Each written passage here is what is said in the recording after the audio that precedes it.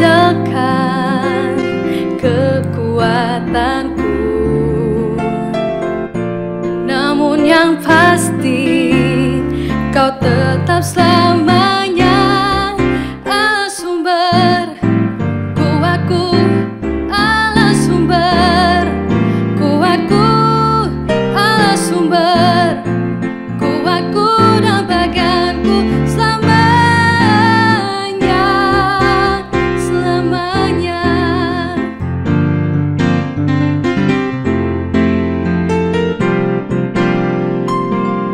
Hanya Kau milikku di surga, tiada yang ku ingini di bumi, hanya Kau. Tak ku andalkan kekuatanku, namun yang pasti Kau tetap selamanya Allah sumber kuatku, Allah sumber kuatku, Allah sumber kuatku dan baganku selamanya, Allah sumber kuatku, Allah sumber kuatku, Allah sumber kuatku dan baganku selamanya, selamanya, selamanya, selamanya.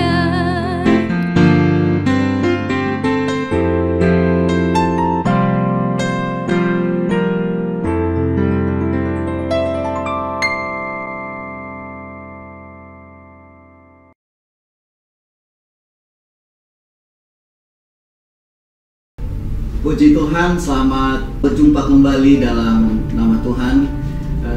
Salam semua Holy Lovers dimanapun berada. Hari ini kita akan dengar firman Tuhan yang saya ambil dari dalam Kejadian pasal 26 ayat 12 sampai ayat 14. Demikian firman Tuhan. Maka menaburlah Ishak di tanah itu, dan dalam tahun itu juga ia mendapat hasil 100 kali lipat, sebab ia diberkati Tuhan. Dan orang itu menjadi kaya, bahkan kian lama kian kaya, sehingga ia menjadi sangat kaya. Ia mempunyai kumpulan kambing domba dan lembu sapi serta banyak anak buah, sehingga orang Filistin itu cemburu kepadanya. Demikian pembacaan firman Tuhan pada hari ini. Saudara, melalui pembacaan ini saya akan memberikan judul, yaitu berhasil di masa sulit. Bapak Ibu Saudara yang dikasihi oleh Tuhan, dimanapun berada, mungkin hari-hari ini kita sedang berada di masa-masa sulit.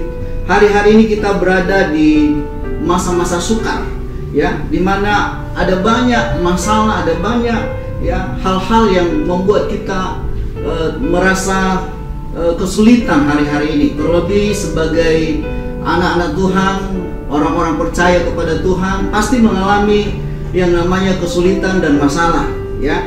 Tetapi kalau kita melihat di dalam pembacaan ini, dalam ayat pertama dikatakan bahwa maka timbullah kelaparan di negeri itu. Ini bukan kelaparan yang pertama yang telah terjadi di zaman Abraham. Sebab itu Ishak pergi ke Gerar kepada Abimelek, raja orang Filistin. Bapak Ibu Saudara yang dikasihi oleh Tuhan, pada saat itu keadaan dan situasi yang sedang terjadi, di mana seluruh negeri pada waktu itu sedang mengalami yang namanya kelaparan, ya, dan termasuk keluarga Ishak yang ada pada waktu itu. Seluruh negeri mengalami kelaparan, dan dikatakan di dalam ayat ini bukan kelaparan yang pertama. Berarti ini sudah terulang, dan bahkan bisa dikatakan sudah berulang kali terjadi kelaparan. Dan kalau namanya kelaparan, saudara, ini adalah masa-masa sulit, masa-masa sukar, ya, dimana ada orang ketika terjadi kelaparan, saudaraku, dia merasa bahagia. Pasti sulit. Dan ini merupakan pergumulan kepada keluarga Ishak pada waktu itu. Tetapi apa yang terjadi? Di tengah-tengah kesulitan itu, Di tengah-tengah masalah, di tengah-tengah kesukaran yang mereka alami, saudaraku, timbullah niat dari Ishak untuk pergi ke Gerar. Tujuannya apa? Sebenarnya Gerar itu bukan tujuan utama, tetapi tujuan utama adalah pergi ke Mesir. Dan apa yang terjadi? Bagaimana mengubah, bagaimana caranya berhasil di masa-masa sulit. Ini yang akan kita coba pelajari pada hari ini. Yang pertama, saudara, kalau kita baca dalam ayat yang kedua, dikatakan begini: lalu Tuhan menampakkan diri kepadanya serta berfirman, janganlah pergi ke Mesir, diamlah di negeri yang akan kukatakan kepadamu. Pertama, saudara yang dikasih oleh Tuhan, andalkan Tuhan, ya, jangan mengandalkan manusia. Tuhan berkata, ya, melalui malaikatnya kepada Ishak, jangan pergi ke Mesir, ya, diam di negeri. Artinya apa? Sebenarnya rencana awal dari Ishak, dia mau pergi ke Mesir untuk apa? Untuk meminta pertolongan di sana. Karena di Mesir dia dengar bahwa ada bahan makanan, di sana ada kelimpahan, di sana ada kecukupan. Tetapi malaikat Tuhan mencegah dia dan berkata, Ishak, jangan pergi ke Mesir, diamlah di negeri. Dan saudara yang dikasih oleh Tuhan, artinya apa? Bahwa jangan andalkan manusia dalam hidup ini. Yang pertama, kunci supaya bisa berhasil di masa-masa sukar, kunci supaya berhasil di masa-masa sulit, yaitu jangan andalkan manusia, tapi andalkan Tuhan. Dalam Yesaya dikatakan pasal 31 ayat 1 sampai ke 3, celakalah yang mengandalkan Mesir. Ya, orang yang mengandalkan Mesir itu dikatakan celaka, sebab Mesir adalah manusia. Mesir adalah manusia lemah, saudaraku. Dikatakan di sana dalam Yesaya bahwa mereka mengandalkan kuda-kuda. Kuda itu siapa? Makhluk yang lemah, kata firman Tuhan. Jadi jangan mengandalkan diri sendiri, jangan mengandalkan manusia. Di masa-masa sukar seperti ini, jangan kita andalkan lagi kekuatan kita. Ya, kenapa? Karena kekuatan kita itu terbatas adanya. Tapi andalkanlah Tuhan. Dalam Yeremia pasal 17 ayat 5 sampai 8 dikatakan, di sana dikatakan bahwa terkutuklah yang mengandalkan manusia, terkutuklah orang yang mengandalkan kekuatannya. Tetapi dalam ayatnya yang ke-7 dikatakan, diberkatilah orang yang mengandalkan Tuhan, yang menaruh harapannya kepada Tuhan. Artinya apa, saudaraku? Orang yang diberkati oleh Tuhan, mengandalkan Tuhan, pasti akan mengalami yang namanya keberhasilan. Ya, itu makanya poin yang pertama saya katakan, bagaimana mengubah kegagalan, bagaimana supaya di masa-masa sulit ini kita bisa berhasil. Maka yang pertama adalah andalkan Tuhan. Yang kedua, saudaraku, dalam pembacaan kita tadi dikatakan bahwa ayatnya yang ketiga dan keempat, tinggallah di negeri ini sebagai orang asing, maka aku akan menyertai engkau dan memberkati engkau, sebab kepadamu dan kepada keturunanmu akan kuberikan seluruh negeri ini, dan aku akan menepati sumpah yang telah kukatakan kepada Abraham ayahmu. Aku akan membuat banyak keturunanmu seperti bintang di langit. Aku akan memberikan kepada keturunanmu seluruh negeri ini, dan oleh keturunanmu semua bangsa di bumi akan mendapat berkat. Yang kedua, saudara yang dikasih oleh Tuhan, bagaimana berhasil di tengah-tengah kesulitan, bagaimana berhasil di masa-masa sulit. Yang kedua, percaya kepada janji Tuhan. Ya, di dalam ayat ini dikatakan bahwa percaya janji Tuhan itu kepada Abraham, kepada Ishak, kepada keturunannya. Ketika kita percaya kepada janji Tuhan, saudara, maka saya percaya juga bahwa kita akan diberkati oleh Tuhan. Ya, ada beberapa contoh dalam Alkitab. Abraham salah satu orang yang begitu percaya kepada Tuhan. Ya, dia yakin, ya, apa yang Tuhan katakan itu pasti terjadi. Ketika Allah meminta supaya keluar dari kemahnya dan melihat ke langit, dia lihat ke langit, begitu banyak bintang-bintang, dan dikatakan oleh Tuhan, sedemikianlah nanti keturunanmu. Dan kemudian Tuhan berjanji kepadanya, lihat pasir di tepi laut, demikian banyaknya nanti keturunan. Tetapi apa yang terjadi, saudara? Sudah bertahun-tahun ditunggu, satu pun anak, ya, Tuhan belum karuniakan kepadanya. Seperti janji-janji palsu, ya, kita bisa katakan seperti Tuhan memberikan janji palsu pada waktu itu. Tetapi Abraham, saudaraku, apa yang terjadi? Dia yakin, dia percaya kepada janji itu. Dan akhirnya apa yang terjadi? Singkat cerita, lahirlah Ishak. Ya, artinya apa? Oh, Tuhan tidak pernah berdusta akan janjinya. Saya mau katakan kepada Bapak Ibu hari-hari ini, dimanapun berada, di masa-masa COVID-19 ini, di masa-masa sulit seperti ini, percayalah kepada janji-janji Tuhan. Jangan percaya kepada manusia, jangan percaya kepada kekuatanmu, jangan percaya kepada duniawi ini, tetapi percayalah kepada janji firman Tuhan. Kenapa? Karena firman Tuhan tidak pernah meleset. Dan akhirnya keturunan Abraham bukan saja hanya Ishak dan Ismail, tetapi kita melihat sekarang hampir seluruh dunia ini, bahkan kita juga disebut sebagai keturunan rohani daripada Abraham ini. Yang ketiga, saudaraku, ya, yang ketiga, bagaimana supaya kita bisa, ya, berhasil di masa-masa sulit? Yang ketiga, dalam ayatnya yang ke-6 dikatakan begini, jadi tinggallah Ishak di Gerar. Bapak Ibu Saudara yang dikasihi oleh Tuhan, ini singkat ayatnya itu menunjukkan bahwa Ishak ini tidak jadi pergi ke Mesir. Ia mentaati, ia patuh terhadap apa yang Tuhan katakan. Dan saudara perhatikan, orang-orang yang taat, orang-orang yang patuh, orang-orang yang dengar-dengaran terhadap firman Tuhan, orang-orang yang taat kepada perintah Tuhan, itulah yang dekat dengan mujizat. Kalau saudara mau melihat mujizat Tuhan, maka taatilah firman Tuhan. Katakan amin. Kenapa? Karena hanya orang-orang yang taatlah yang bisa melihat mujizat Tuhan. Ada beberapa contoh dalam Alkitab. Simon Petrus pada waktu dia sedang menjala ikan, saudara, ya, satu malam mereka bekerja keras, tetapi mereka tidak mendapat apa-apa, ya. Tetapi ketika Yesus berkata, tibarkan jalamu, lalu apa kata Simon? Dia berkata, satu malam kami bekerja keras, Tuhan, tetapi karena Engkau yang menyuruhnya, maka aku akan menebarkan jala juga. Akhirnya saudaraku ditebarkan jala. Alkitab mencatat, saudaraku, bahwa mereka menangkap sejumlah besar ikan hingga hampir tenggelam. Sama katakan, ketika kita mentaati firman Tuhan, ketika kita mau melakukan firman Tuhan, saudara, maka di situ dekat dengan mujizat. Ada tanda-tanda heran, ada hal-hal yang luar biasa yang Tuhan akan kerjakan dalam kehidupan kita. Bagaimana kita bisa berhasil di masa-masa sulit seperti ini, saudaraku? Taat saja kepada firman Tuhan. Lakukan saja. Bagian kita adalah melakukan. Bagian Tuhan memberkati kita. Kita ini hanya sebagai orang-orang yang mentaati saja. Kita tidak perlu memprotes. Kenapa harus begini? Kenapa harus begitu? Ya, mungkin keadaan hari-hari ini membuat kita banyak kesulitan. Tetapi percayalah, kalau engkau mentaati firman Tuhan, kalau engkau melakukan firman Tuhan, maka mujizat sangat dekat dengan saudara.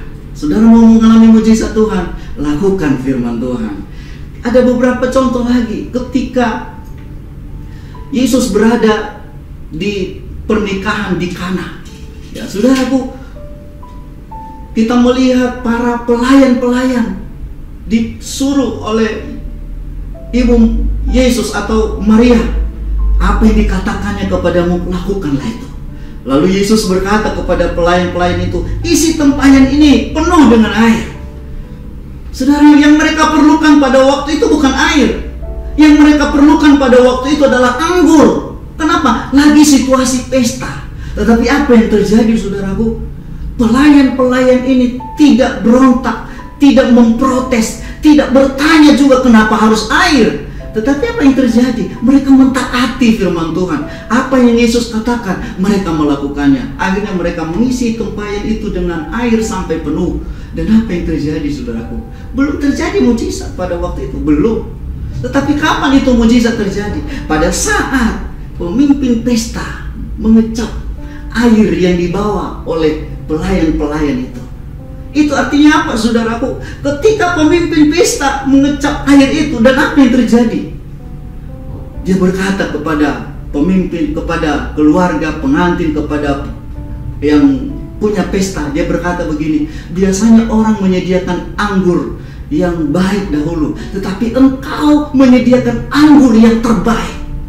Saya mau katakan kepada saudara, dimanapun Anda berada, kalau kau mentaati firman Tuhan, kalau kau melakukan firman Tuhan, maka Tuhan memberikan bukan saja hanya yang baik, tetapi Dia memberikan yang terbaik bagi saudara. Itu sebabnya hari ini percayalah, lakukan saja bagian kita. Firman Tuhan itu bukan untuk diprotes, tetapi firman Tuhan itu untuk dilakukan. Hanya orang-orang yang taatlah yang akan melihat mujizat-mujizat Tuhan. Haleluya. Yang keempat, saudaraku, kalau saudara baca dalam ayat yang ke-12, ayat yang barusan kita baca tadi, dia katakan begini, maka menaburlah Ishak di tanah itu, dan ia memperoleh hasil 100 kali lipat.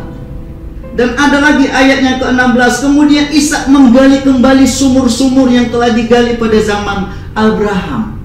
Saya katakan di sini poin yang keempat, bagaimana kita bisa berhasil di masa-masa sulit adalah perlu kerja keras. Saudara, tidak cukup kita hanya berdoa. Memang penting berdoa, itu paling penting. Tetapi saudaraku, tidak cukup dengan hanya berdoa saja. Ishak di sini dia bekerja keras. Di masa sulit, semua orang lagi kelaparan. Situasi pada waktu itu sedang mengalami kesulitan. Yang namanya kelaparan, pasti tumbuhan mungkin nggak bisa hidup, tanam cabai mungkin nggak bisa hidup, tanam apa saja mungkin nggak bisa hidup. Kenapa? Karena mungkin masa-masa musim kemarau dan kelaparan, tidak ada hasil apa-apa. Tetapi pada waktu itu Ishak tidak berdiam diri. Pada waktu itu Ishak tidak berpangku tangan dan menyerah, udahlah matilah kita ini, tinggal menunggu waktu. Tetapi pada waktu Ishak mulai menabur di tanah tandus itu mengalami ada satu pertanyaan besar. Bagaimana pula menabur ya? Tetapi Ishak lakukan bagiannya, ia bekerja. Ia melakukan bagiannya, ia menabur. Kemudian ia gali sumur-sumur yang telah ditutup pada zaman Abraham, yang telah ditutup oleh orang-orang Filistin pada waktu itu. Dia gali kembali. Dan apa yang terjadi, saudaraku? Melalui hasil pekerjaannya, dia menabur. Kita nggak tahu memang bagaimana proses tumbuhan itu bertumbuh.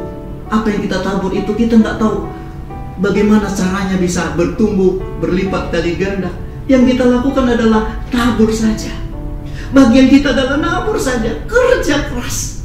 Ada banyak orang hari-hari ini, ya, ketika mengalami kesulitan ekonomi, bukannya mau bekerja, tetapi malah berdiam diri di rumah dan tidak berbuat apa-apa. Ya, ada juga orang hanya bermimpi, mimpinya tinggi setinggi langit, tetapi dia tidak bekerja. Kerjanya hanya tidur saja. Saya mau katakan, orang yang seperti itu, ya, dia hanya mimpi, dia hanya tahu bermimpi, tapi tidak pernah bisa mewujudkan mimpi. Ada dua hal di pagi hari, ya, yang sering terjadi dalam hidup ini. Yang pertama, bangun dari tidur untuk mewujudkan mimpi. Atau yang kedua, saudaraku, tidur kembali untuk melanjutkan mimpi. Saudara pilih yang mana? Orang yang bekerja keras, dia tidak pernah hanya punya mimpi, tetapi dia bekerja, dia berusaha. Ishak pada waktu itu dia bekerja, sekalipun situasi musim kelaparan, tetapi dia bekerja, dia menabur. Bagian dia yaitu menabur, bekerja. Lalu Tuhan yang memberikan hasil. Saudara yang dikasih oleh Tuhan. Dan apa yang terjadi dari hasil dari semuanya ini, saudaraku, kita melihat bahwa pada waktu itu Ishak mendapat hasil 100 kali lipat. Bayangkan Bapak Ibu Saudara, kalau saudara biasanya dapat gaji sekian dalam 1 bulan, dikali 100 kali lipat, waduh, itu suatu hal yang luar biasa. Mungkin saudara berkata, apa mungkin dalam keadaan kesulitan sekarang ini, apa mungkin dalam situasi sulit seperti ini masih bisa kita dapat hasil 100 kali lipat? Manusia kita memang berkata itu nggak mungkin. Tetapi bagi Tuhan, apa yang tidak mungkin? Semua Semua pasti bisa. Kenapa? Kalau kita bekerja, kita berusaha, kita lakukan bagian kita, maka bagian Tuhan dalam memberkati saudara dan saya. 100 kali lipat itu masih kecil sebenarnya, ya. 100 kali lipat itu masih kecil. Lebih dari itu pun pasti Tuhan bisa memberkati saudara dan saya. Dan yang kedua, ada satu ayat yang kita baca tadi, dikatakan bahwa orang itu menjadi kaya, kian kaya, dan sangat kaya. Wah, saudara, saya yakin saudara mau diberkati oleh Tuhan. Kekayaan memang bukan target, bukan tujuan utama. Tetapi saudaraku, diberkati itu adalah hal yang lumrah bagi orang-orang yang percaya kepada Tuhan. Kita pasti diberkati oleh Tuhan. Ya, kita pasti dicukupkan dan bahkan berkelimpahan. Karena Yesus berkata, aku datang supaya mereka mempunyai hidup dan mempunyainya dalam segala kelimpahan. Dan itu gampang bagi Tuhan untuk memberkati. Dikatakan di situ orang itu menjadi kaya, kian kaya, dan sangat kaya. Kenapa? Karena dia melakukan 4 hal ini tadi. Yang pertama tadi apa, saudaraku? Ya, ia mengandalkan Tuhan. Jangan andalkan Mesir, jangan andalkan diri sendiri. Andalkan Tuhan dalam hidup ini. Yang kedua, apa tadi yang kita dengarkan? Yaitu percaya saja kepada Tuhan. Percaya. Orang yang percaya kepada Tuhan, maka dia pasti akan melihat hal-hal yang luar biasa dalam hidupnya. Dan yang ketiga, ya, apa tadi yang ketiga, saudaraku? Ya, yang ketiga adalah taat perintah Tuhan. Taat perintah Tuhan. Jangan kita pernah bosan mentaati. Karena orang-orang yang melakukan, orang-orang yang mentaati firman Tuhan, bagi dia sangat dekat mujizatnya, saudaraku. Haleluya. Nah, demikian saudaraku, saya simpulkan hari ini, situasi sulit akan dialami oleh setiap orang. Situasi sukar akan kita alami hari-hari ini. Tetapi hanya 4 poin saja yang saya bisa bagikan kepada kita pada hari ini. Bagaimana kita bisa berhasil di masa-masa sulit. Yang pertama, andalkan Tuhan. Kemudian saudaraku, yang kedua saudaraku adalah saudara percaya kepada janji Tuhan. Dan yang ketiga, taat kepada firman Tuhan. Dan yang keempat, kerja keras. Ora et labora. Bagian kita bekerja, bagian Tuhan memberkati segala usaha kita. Saya percaya bahwa dimanapun berada, Holy Lovers dimanapun berada, dalam keadaan apapun saudara, percayalah, tidak ada yang mustahil bagi Tuhan.